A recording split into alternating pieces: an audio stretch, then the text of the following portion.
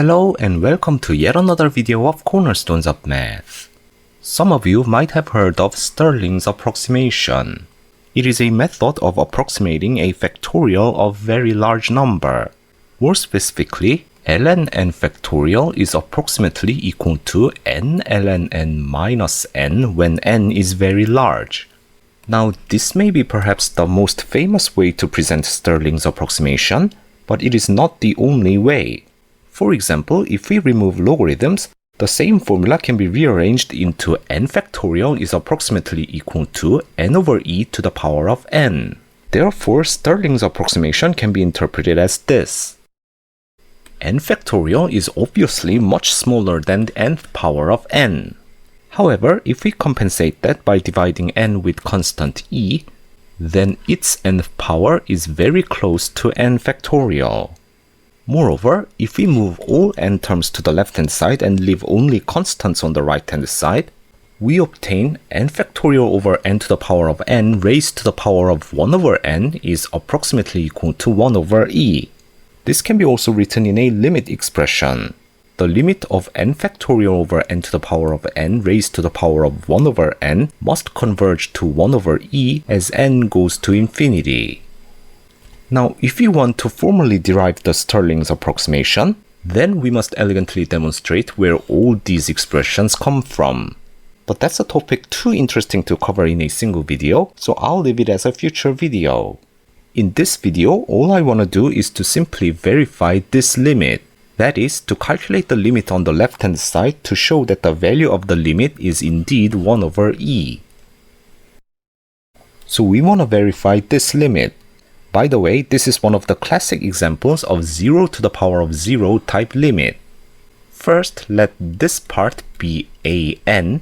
So an is given as n factorial over n to the power of n raised to the power of 1 over n.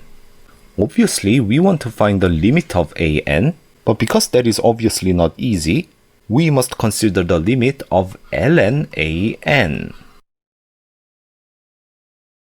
So from here, ln an is given as 1 over n ln n factorial over n to the power of n. And here, let's split the factorial into n times n minus 1 times n minus 2 times 1, and n to the power of n into n times n times n times n. So we have ln an equals 1 over n ln, and we can split this part into n over n times n minus 1 over n times n minus 2 over n times 1 over n. Then, first n over n is just 1, but let's write it as 1 minus 0 over n. Then n minus 1 over n can be written as 1 minus 1 over n. Then n minus 2 over n can be written as 1 minus 2 over n. And 1 over n can be written as 1 minus n minus 1 over n. Here, you know that if something is connected by multiplication inside the logarithm, you can split them into the sum of logarithms, like ln 1 minus 0 over n plus ln 1 minus 1 over n plus ln 1 minus 2 over n, ln 1 minus n minus 1 over n. So we have 1 over n, then sigma k from 0 to n minus 1, ln 1 minus k over n.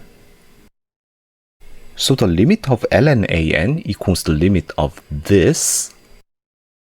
And many of you might have learned how to convert this limit into an integral. So the interval of integration is from 0 to 1, and k over n becomes x, so we have ln 1 minus x, and 1 over n becomes dx. Now some of you are able to integrate this with no problem, but in order to make things simpler, let us make a substitution. 1 minus x equals u. Then we have an integral of ln u, whose antiderivative is more famous. Here the interval becomes 1 to 0, and since minus dx equals du, dx part changes to minus du. So we simply have integral from 0 to 1 ln u du. And here's another thing.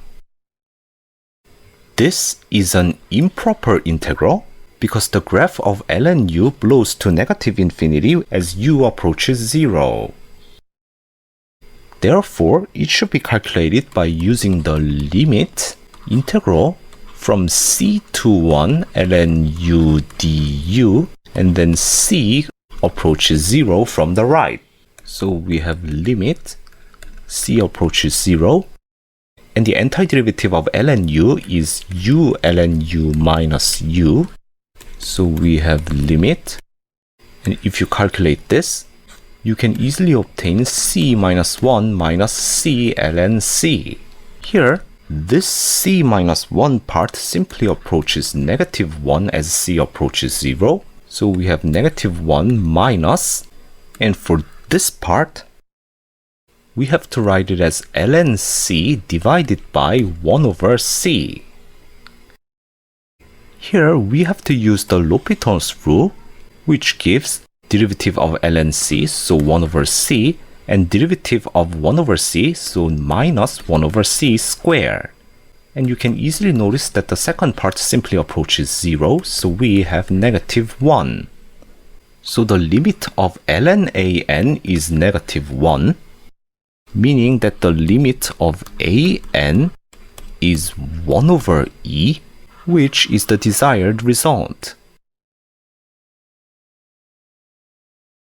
And that's all for today's video. Thank you all for watching. Please don't forget to hit that like and subscribe buttons if you enjoyed this video, and I will see you in another video.